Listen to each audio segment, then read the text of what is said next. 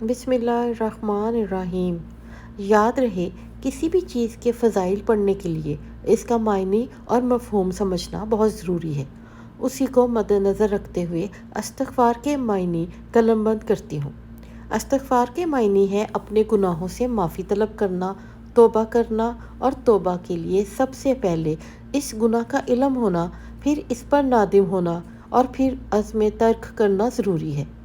کثرت استغفار سے جہاں گناہوں کی معافی ہوتی ہے، وہاں دنیا کے مسائل بھی حل ہوتے ہیں۔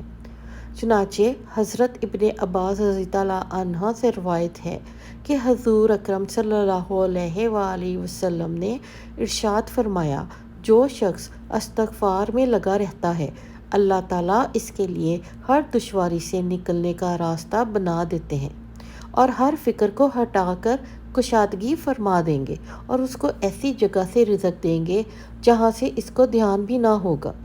لوگ دشواریوں کو ختم کرنے اور تکفرات سے نجات پانے اور رزق حاصل کرنے کے لیے کیا کیا جتن کرتے ہیں، لیکن استغفار میں نہیں لگتے، جو کہ بہت آسان نسخہ ہے، جس پر اللہ تعالیٰ اور اس کے رسول صلی اللہ علیہ وآلہ وسلم کا وعدہ ہے کہ استغفار میں لگنے والا بندہ مذکورہ فوائد حاصل کرے گا۔ استغفار کرنے پر جن انعامات کا ذکر ہوا ہے، وہی انعامات متقین کے لیے بھی وارد ہوتے ہیں۔ رحمت العالمین صلی اللہ علیہ وآلہ وسلم پر قربان جائیے کہ آپ کی رحمت نے یہ گوارا نہ کیا کہ میری امت کے خطا کار بندے محروم رہ جائیں، بس مستغفرین اور تائبین یعنی توبہ استغفار کرنے والوں کے لیے بھی انہی انعامات کا وعدہ فرمایا گیا ہے جو متقین کو عطا ہوں گے۔ فضائل توبہ استغفار بہت سے ہیں، لہٰذا اب ہمیں گناہوں پر سچے دل سے استغفار کرنا چاہیے تاکہ ہم بھی مذکورہ انعامات کے مستحق ہو سکیں۔ حکایت میں ہے، حضرت حسن بصری رحمت العالمین سے کسی نے قحط سالی کی شکایت کی، یعنی بارش نہ ہونے کی، تو انہوں نے فرمایا استغفار کرو۔ دوسرے نے تنگ دستی کی شکایت کی تو اس کو بھی فرمایا کہ استغفار کرو۔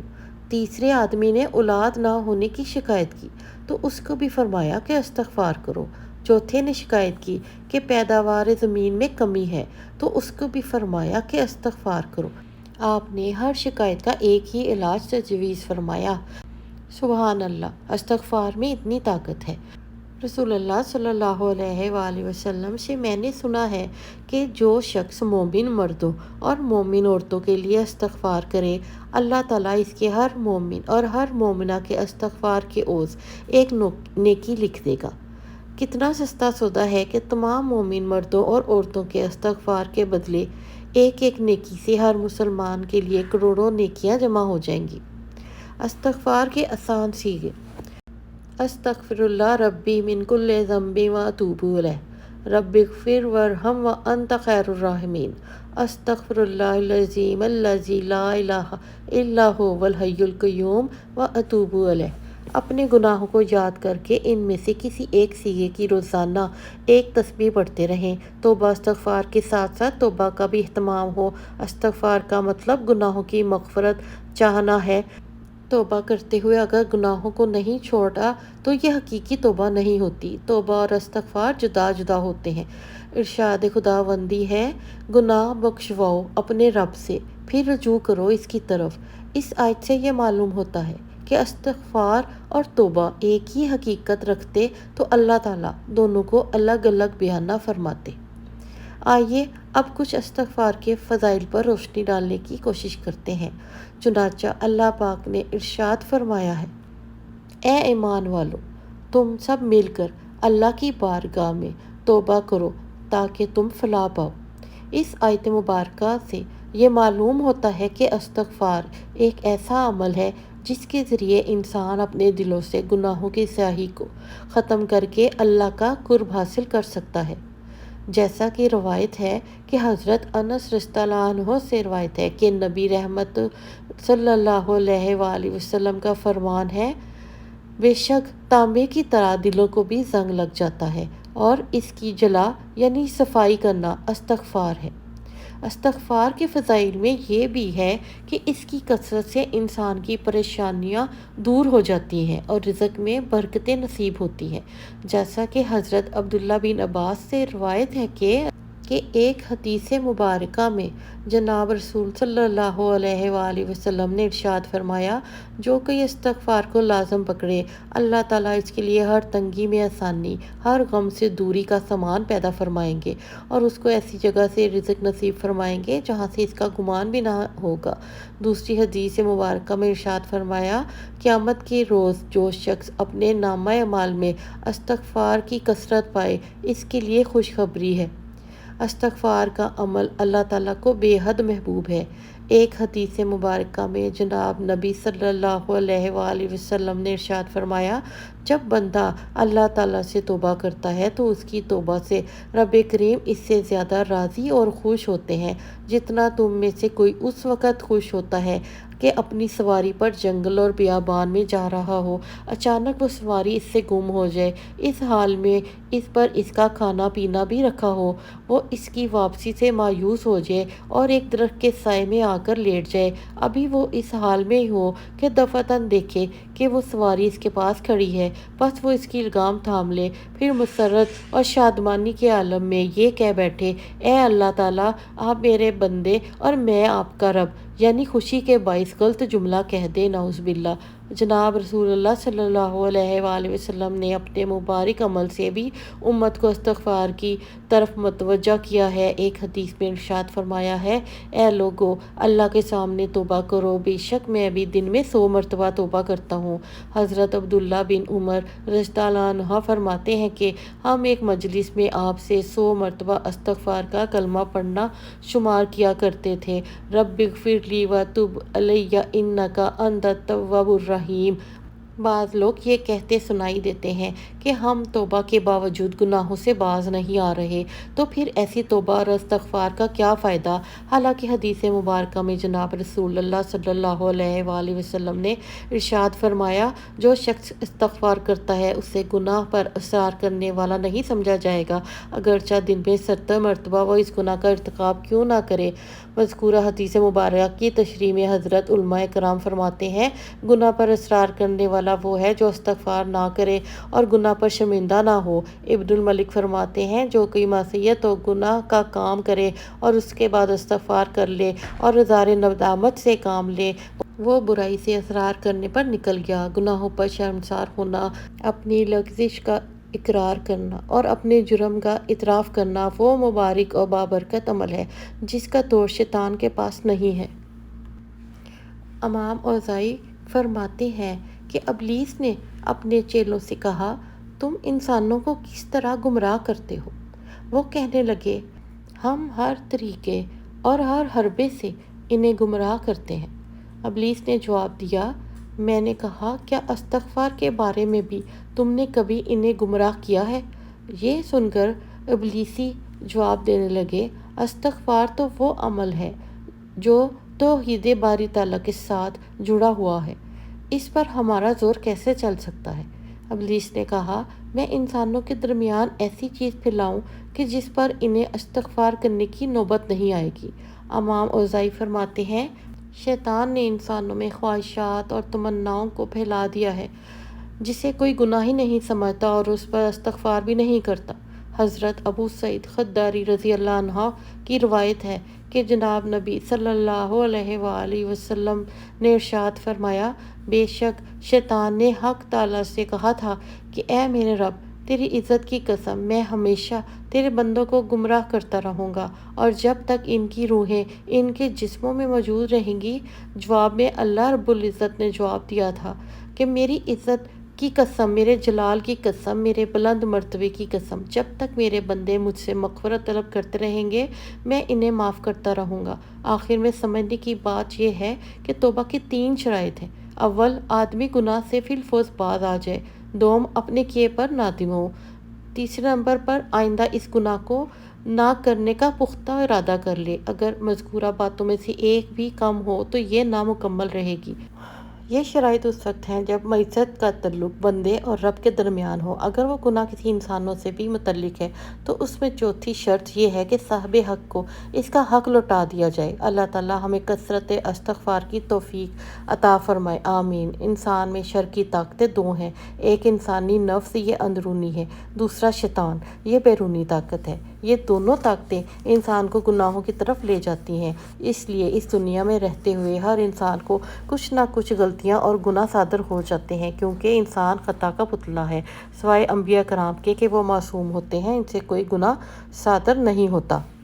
دو جہاں کے تاجدار مکی مدنی سرکار صلی اللہ علیہ وآلہ وسلم کا فرمان ہے، جس نے استغفار کو اپنے اوپر لازم کر لیا، اللہ تعالیٰ اس کی ہر پریشانی دور فرمائے گا، ہر تنگی سے اسے راحت عطا فرمائے گا اور ایسی جگہ سے رزق عطا فرمائے گا جہاں سے اس کا گمان بھی نہ ہوگا۔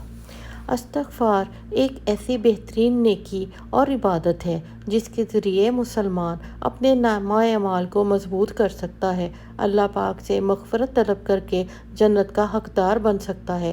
روایت ہے کہ سرور کونین دانائے حسنین صلی اللہ علیہ وآلہ وسلم نے ارشاد فرمایا، خوشخبری ہے اس کے لیے جو اپنے نامہ اعمال میں استغفار کو کثرت سے لائے گا۔ مزید روایت ہے کہ حضرت شداد بن اوس سے خاتم النبیین کا فرمان شفاعت نشان ہے کہ اللہم انت ربی لا الہ الا انت خلقتنی وانا عبدک وانا علی عہدک ووعدک ما استطعت اعوذ بک من شر ما صنعت ابوء لک بنعمتک علی وابوء بذنبی واغفر لی لا الہ الا انت۔ اس کا ترجمہ ہے، اے اللہ پاک، تو میرا رب ہے، تیرے سوا کوئی معبود نہیں، تو نے مجھے پیدا کیا، میں تیرا بندہ ہوں اور بقدر طاقت تیرے عہد و پیمان پر قائم ہوں۔ میں اپنے کیے کے شر سے تیری پناہ مانگتا ہوں، تیری نعمت کا جو مجھ پر ہے اقرار کرتا ہوں اور اپنے گناہوں کا اعتراف کرتا ہوں، مجھے بخش دے، تیرے سوا کوئی گناہ نہیں بخش سکتا۔ اس دعا کی فضیلت، جس نے اسے دن کے وقت ایمان اور یقین سے پڑھا، پھر اسی دن شام ہوتے سے پہلے اس کا انتقال ہو گیا تو وہ جنتی ہے، اور جس نے رات کے وقت اسے ایمان اور یقین کے ساتھ پڑھا، پھر صبح ہونے سے پہلے اس کا انتقال ہو گیا تو وہ جنتی ہے۔ اللہ کریم ہم سب کو ان فضائل کی روشنی میں استغفار کی اہمیت کو سمجھنے اور اس کی خوب کثرت کرنے کی توفیق عطا فرمائے، آمین۔ آج ہم گناہوں کے سمندر میں غرق ہیں، قدم قدم پر رب کریم کی نافرمانیاں کر رہے ہیں۔ ہماری صبح، ہماری شام، ہماری رات معصیتوں سے آلودہ ہے۔ نفس و شیطان کے چنگل میں پھنس کر ہم اپنے رحیم اور مہربان پروردگار کی بغاوت کے مرتکب ہو رہے ہیں۔ دنیا کی محبت نے ہمیں آخرت سے غافل کر دیا ہے۔ اس فانی، عارضی اور ختم ہو جانے والی زندگی کو ہم نے اپنا مطمع نظر بنایا ہوا ہے۔ خوف خدا، فکر آخرت اور بارگاہ الہی میں حاضری کا احساس معدوم ہوتا جا رہا ہے۔ نتیجہ سامنے ہے۔ حالانکہ کتاب و سنت میں ہمیں اس بات سے آگاہ کرتے ہیں کہ انبیاء کرام کے علاوہ کوئی فرد بشر معصوم نہیں، ہر انسان سے خطائے لفظش اور غلطی کا صدور ہو سکتا ہے، لیکن بہترین خطا کار وہ ہے جو اپنے کیے پر نادم اور شرمسار ہو، اس حقیقت کا احساس ہو کہ میرا بد عمل محفوظ کر لیا گیا ہے اور میرا رب مجھ سے اس کے بارے میں یقیناً پوچھے گا۔ یہی وجہ ہے کہ صاحب ایمان کو بار بار گناہوں کے تریاق کی طرف متوجہ کیا گیا ہے۔ قرآن کریم کی 10 آیات مبارکہ توبہ استغفار کی اہمیت بیان کرتے ہیں۔ سینکڑوں احادیث مبارک میں انابت اور رجوع الہی پر روشنی ڈال دی گئی ہے۔ ایسا نہ ہو کہ بندہ گناہ کا ارتکاب کرنے کے بعد مایوس اور پریشان ہو جائے، بلکہ کتاب مبین میں خطا کاروں کے واسطے صاف صاف اعلان کر دیا گیا ہے کہ اللہ کی رحمت سے ناامید نہ ہو، پھر سچے دل سے توبہ استغفار اور بارے تعالیٰ کے سامنے اقرار معیشت کی خیر و برکات دونوں جہانوں میں نصیب ہوتی ہے۔ توبہ استغفار کے دنیاوی اور آخرت میں فائدے۔ کہہ دو کہ اے میرے بندے جنہوں نے اپنی جانوں پر زیادتی کی ہے، یعنی بہت زیادہ گناہ کیے ہیں، تم اللہ کی رحمت سے ناامید نہ ہو جاؤ، بالیقین اللہ تعالیٰ سارے گناہوں کو بخش دیتا ہے، واقعی وہ بڑی بخشش، بڑی رحمت والا ہے۔ نبی کریم صلی اللہ علیہ وآلہ وسلم نے فرمایا ہے، توبہ کرنے والا ایسا ہی ہے جیسا کہ اس نے گناہ ہی نہ کیا ہو۔ اللہ توبہ کرنے والوں کو اور پاک رہنے والوں کو پسند فرماتا ہے۔ سچی اور خالص توبہ کرنے والوں کے لیے اللہ تعالیٰ گناہ معاف کر دیتا ہے، ایسی جنتوں میں داخل کرے گا جس کے نیچے نہریں جاری ہوں گی۔ نبی کریم صلی اللہ علیہ وآلہ وسلم نے فرمایا ہے، توبہ استغفار کرنے سے غم پریشانیاں دور ہو جاتی ہیں۔ اللہ پاک ایسی جگہ سے رزق دیتے ہیں جہاں سے ہمیں گمان بھی نہیں ہوتا۔ توبہ کرنے سے اللہ اس کے گناہوں کو نیکیوں میں تبدیل کر دیتا ہے۔ سورۃ فرقان میں یہ صحیح طریقے سے بیان کیا گیا ہے۔ نبی کریم صلی اللہ علیہ وآلہ وسلم نے فرمایا ہے، آدم کا ہر بیٹا خطا کار ہے اور بہترین خطا کار وہ ہے جو معافی مانگ لے۔ توبہ استغفار کرنے سے اللہ تعالیٰ بارش برساتا ہے، مال اور دولت دیتا ہے اور باغات دیتا ہے۔ نبی کریم صلی اللہ علیہ وآلہ وسلم خاص کر عورتوں کو استغفار کی تلقین کر رہے ہیں کہ اے عورتوں کی جماعت، صدقہ کیا کرو اور کثرت سے استغفار کیا کرو۔ میں نے جہنم میں اکثریت عورتوں کی دیکھی ہے۔ کسی عورت نے وجہ پوچھی تو آپ صلی اللہ علیہ وآلہ وسلم نے فرمایا، تم لعن طعن زیادہ کرتی ہو اور خاوند کی ناشکری ہو۔ توبہ کرنے والوں کو اللہ تعالیٰ نجات دیتا ہے۔ سورہ نور میں اس آیت نمبر 31 میں یہ بات بیان کی گئی ہے۔ نبی کریم صلی اللہ علیہ وآلہ وسلم نے فرمایا، بندہ جب گناہ کرتا ہے تو اس کے دل پر ایک سیاہ نقطہ لگ جاتا ہے۔ اگر وہ توبہ کر لیتا ہے تو وہ سیاہی دور کر دی جاتی ہے، اور اگر توبہ کی بجائے گناہ پر گناہ کیے جائے تو سیاہی بڑھتی جاتی ہے، حتیٰ کہ اس کا پورا دل سیاہ ہو جاتا ہے۔ نبی کریم صلی اللہ علیہ وآلہ وسلم نے فرمایا، اے لوگو، اللہ تعالیٰ سے توبہ کرو اور اس سے معافی چاہو، کیونکہ میں دن میں 100 مرتبہ توبہ کرتا ہوں۔ عبداللہ بن عمر فرماتے ہیں کہ ہم گنتے تھے کہ رسول اللہ صلی اللہ علیہ وآلہ وسلم ایک مجلس میں 100 مرتبہ استغفار کرتے تھے۔ نبی کریم صلی اللہ علیہ وآلہ وسلم نے فرمایا، ہمارا رب جو بابرکت اور بلند و بالا ہے، جب ہر رات کا آخری تہائی حصہ باقی ہوتا ہے تو وہ آسمانی دنیا کی طرف سے نزول فرماتا ہے اور کہتا ہے کہ کون ہے جو مجھ سے دعا مانگے تو میں اس کی دعا کو قبول کروں، کون ہے جو مجھ سے معافی طلب کرے تو میں اس کو معاف کر دوں۔ حضرت عائشہ رضی اللہ عنہا فرماتی ہیں، نبی کریم صلی اللہ علیہ وآلہ وسلم اپنی وفات سے قبل یہ کلمات کثرت سے پڑھتے تھے، سبحان اللہ و بحمدہ، استغفر اللہ و اتوب الیہ۔ نبی کریم صلی اللہ علیہ وآلہ وسلم کا ارشاد ہے، اللہ تعالیٰ رات کو اپنا ہاتھ پھیلاتا ہے تاکہ جس شخص نے دنیا میں گناہ کیے ہوں وہ رات میں اللہ تعالیٰ کی طرف پلٹ آئے، اور دن میں اپنا ہاتھ پھیلاتا ہے کہ رات میں اگر کسی نے گناہ کیا ہے تو وہ دن میں اپنے رب کی طرف پلٹے اور گناہوں کی معافی مانگے۔ استغفار کرنے سے اللہ تعالیٰ کی طرف سے رحمتیں نازل ہوتی ہیں۔ نبی کریم صلی اللہ علیہ وآلہ وسلم نے فرمایا ہے، جو یہ کہے استغفر اللہ الذی لا الہ الا هو الحی القیوم واتوب الیہ، تو اس کے گناہ معاف کر دیے جاتے ہیں، اگرچہ کہ اس نے جہاد سے بھاگنے کا ارتکاب کیا ہو۔ 2 وقت ایسے ہیں جب توبہ قبول نہیں ہوتی، ایک جب تک نزع کی حالت پیدا نہیں ہو جاتی، یعنی روح کا جسم سے نکل کر گلے تک آ جانا، اور سورج کے مشرق کے بجائے مغرب سے طلوع ہونا۔ نبی کریم صلی اللہ علیہ وآلہ وسلم کا فرمان ہے کہ اللہ تعالیٰ نے فرمایا ہے کہ آدم کے بیٹے، تو جب تک مجھ سے دعا مانگتا ہے اور اپنے گناہوں کی معافی طلب کرتا رہے گا، میں تیرے گناہ معاف کرتا رہوں گا۔ اگر تو زمین کے برابر گناہ لے کر آئے اور تو نے میرے ساتھ کسی کو شریک نہ کیا ہو تو میں زمین کے برابر ہی تیرے لیے معافی لے آؤں گا۔ عرش کو اٹھانے والے فرشتے ایمان والوں کے لیے استغفار کرتے ہیں اور ان کے لیے بخشش کی دعا کرتے ہیں جو لوگ توبہ کریں۔ استغفار کرنے سے اللہ تعالیٰ عذاب نہیں دیتا۔ اللہ تعالیٰ جنت میں ایک آدمی کا درجہ بلند فرماتا ہے۔ آدمی عرض کرتا ہے، یا اللہ، یہ درجہ مجھے کیسے ملا؟ اللہ تعالیٰ فرماتا ہے کہ تیرے بیٹے نے تیرے لیے استغفار کیا ہے۔ یہاں پر کچھ اور بھی فوائد بیان کرتی ہوں۔ توبہ استغفار کے 4 فوائد ہیں۔ اللہ تعالیٰ توبہ کرنے والوں کو پسند فرماتا ہے۔ جو استغفار کو لازم کر لے، اللہ پاک اس کی تمام مشکلوں میں آسانی اور ہر غم سے آزادی اور اسے وہاں سے رزق دے گا جہاں سے اس کا گمان بھی نہ ہوگا۔ استغفار سے دلوں کا زنگ دور ہو جاتا ہے۔